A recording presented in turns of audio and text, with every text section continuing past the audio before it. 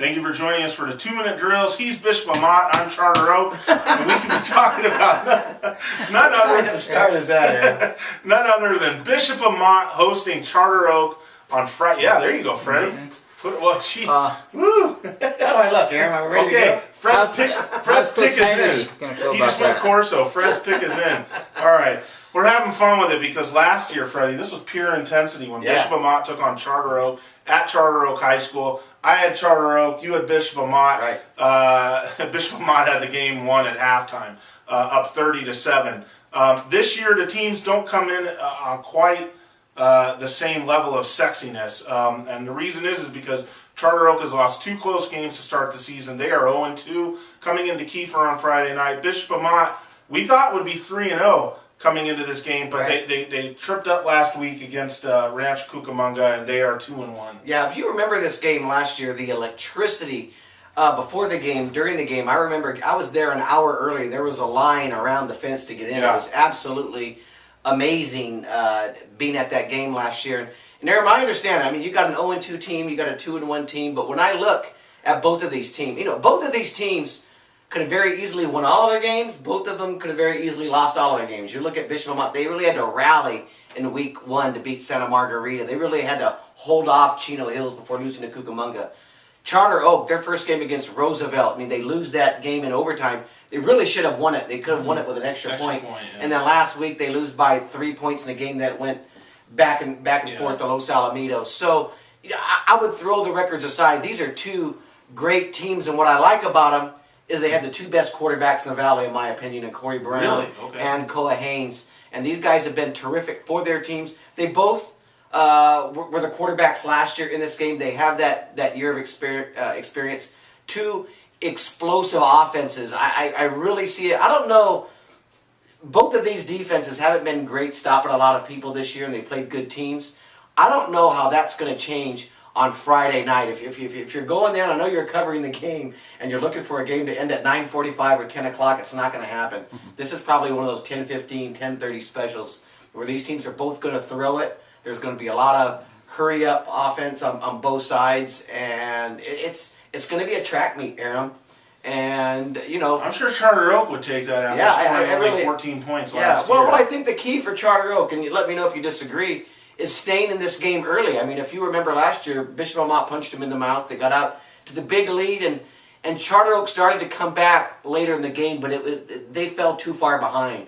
I think for any of these teams, and we've talked about the local teams, and you've mentioned Steve Bogan in the past talking about it, that just when you face Bishop Amat for area teams, there's this mental hurdle that they have to get over, and part of that is falling in a big hole early. I think Charter Oak has to stay away from that. I think they need to trade blows or get out to a lead early against Bishop Amat to have a chance to beat them, especially at Kiefer. Yeah, like I've said, I guess now's the time to throw in the old SGV football writer platitude that I've always said. There are years in which local teams can beat Bishop Amat. There just aren't many of them.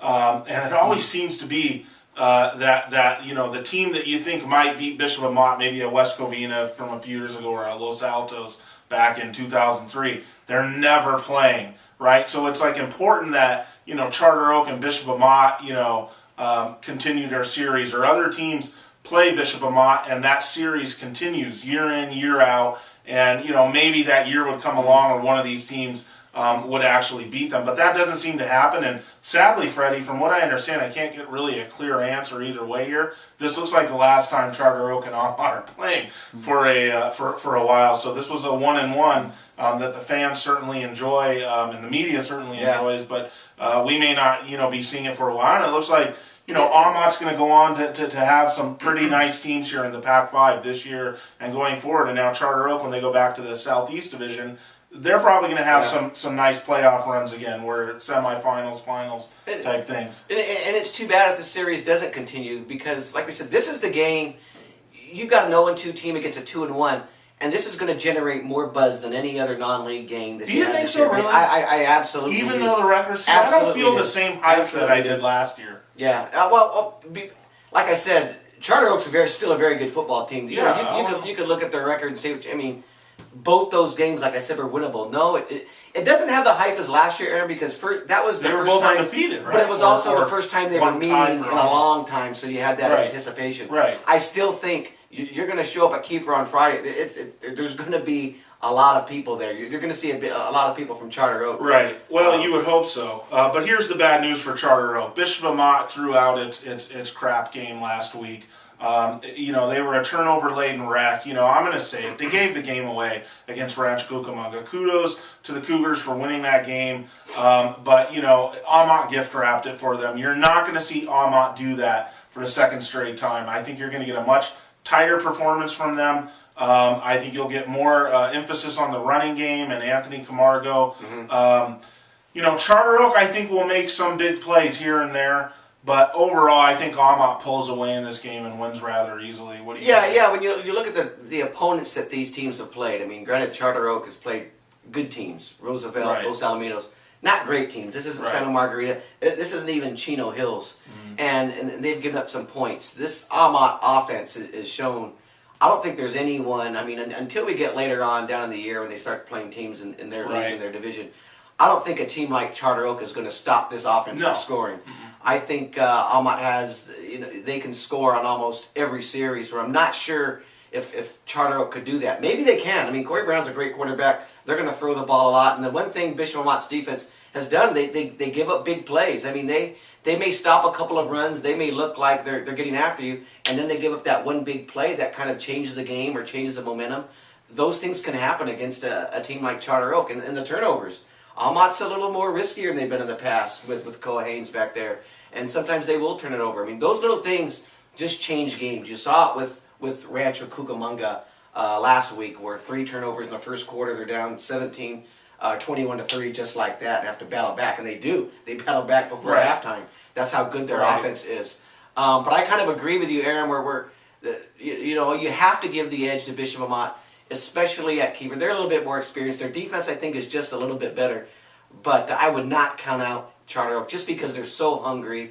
They've lost these two games, and whenever you face a team that's wounded like that in a game like that, they're going to be fired up. Because look, last year a lot of people, I think, did give them a chance. I don't think a lot of people are giving them a chance this year. I did. With them being 0-2, yeah. I thought their defense would play a lot better. I mean, granted, you got to remember. I mean, these are also the two best coach teams in the Valley. And I don't have a problem saying that. Charter Oak and Bishop Amat. Majority and staff. These are the best two coach teams in the Valley.